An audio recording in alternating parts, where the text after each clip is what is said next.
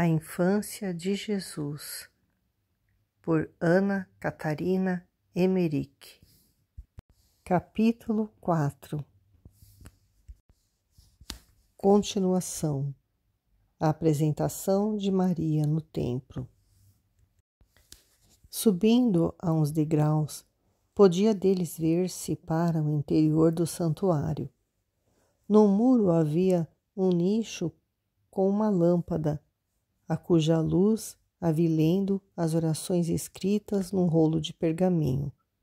Era um quadro comovedor. Via também quando trabalhava em linho destinado aos usos do culto. Numa das refeições, vi Noemi apresentar-lhe fruta seca do tamanho de favas e um copo com água. Maria usava um vestido de listas azuis e brancas com flores amarelas, e em todos os seus atos vi que se apresentava com a gravidade de pessoa de mais idade do que aquela que na realidade tinha.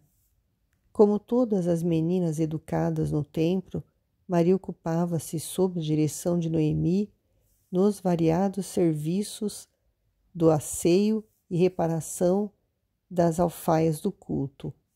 O tempo encontrava-se para todas regularmente distribuído.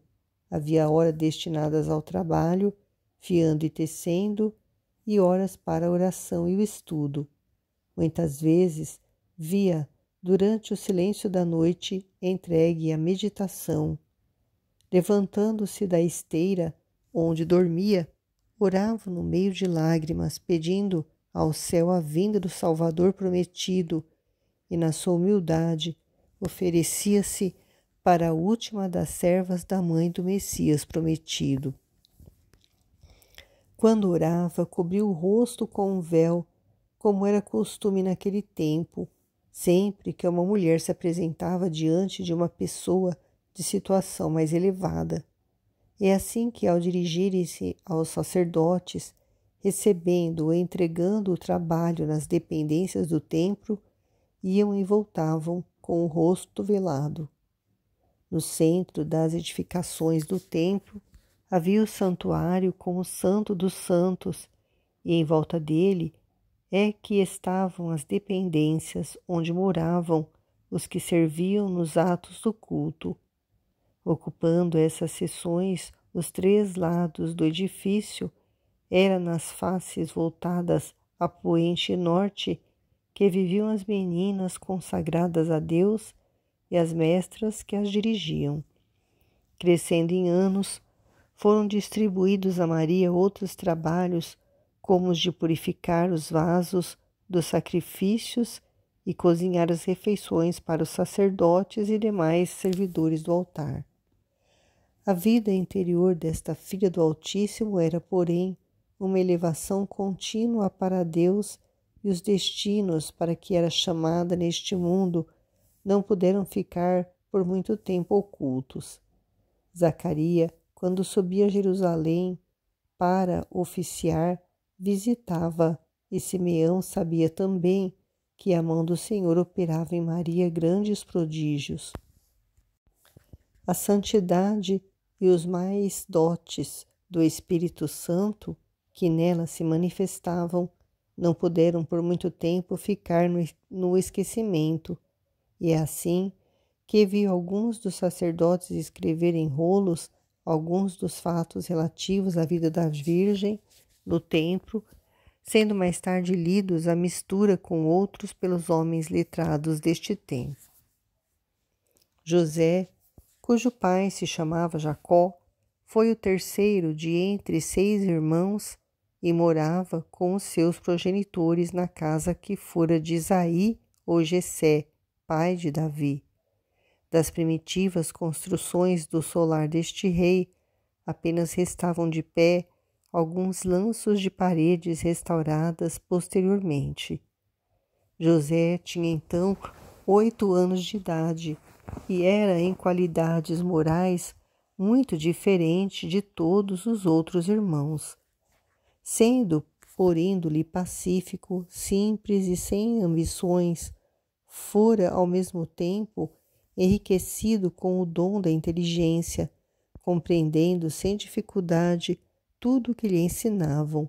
Mas os irmãos, de gênio mais turbulento e de sentimentos religiosos muito diferentes, procuravam em tudo contrariá-lo, moendo-lhe a paciência desde manhã até a noite. É assim que, possuindo cada irmão uma horta, viu muitas vezes os mais velhos invadirem a terra que José trabalhava, estragando-lhe as sementeiras mais lindas e viçosas. Costumava José refugiar-se num dos lugares mais recatados da casa e lá, de braços abertos, fazia oração diária ao Senhor. Como os irmãos o descobrissem, aí mesmo o importunavam, batendo-lhe de surpresa nas costas. Numa das vezes, vi que José estava em êxtase e, como tivesse caído sobre o lajedo, levantou-se já, senhor de si, e sem um queixume foi procurar outro sítio mais sossegado, onde melhor pudesse orar.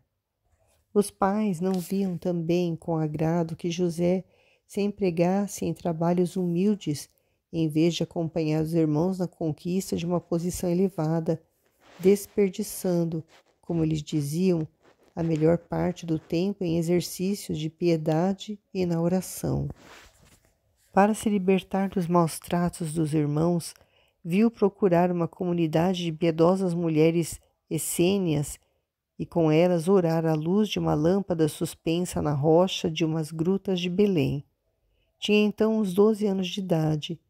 Viu também ocupado em trabalhos de madeira e orar noutras grutas das vizinhanças e entre elas naquela que mais tarde havia de abrigar o presépio de Jesus. Ia crescendo em anos e, como os pais cuidassem pouco da educação dos filhos, José tratou de aprender o ofício de carpinteiro. Era seu mestre um velho com oficina montada junto dos essênios de Belém. Tinha 18 anos quando resolveu deixar os irmãos e tomou o caminho de Leboná. Havia nesta cidade um mestre e foi sob as ordens dele que José ficou a trabalhar, já livre das censuras e maus tratos dos irmãos. Os pais continuavam em Belém e, como desconhecessem o seu paradeiro, supuseram que tivesse sido levado por uns bandidos. Depois foi descoberto pelos irmãos que ali mesmo o acusaram de se ocupar numa profissão desonrosa para a família. José, porém, continuou a trabalhar no seu ofício e, como fosse de boa índole, amigo do trabalho e piedoso, todos os que com ele conviviam lhe dedicavam sempre particular estima. Mais tarde, mudou para a povoação de Tabaná, próximo de Mangidô, nas margens de um rio Sison, que dali segue caminho para o mar.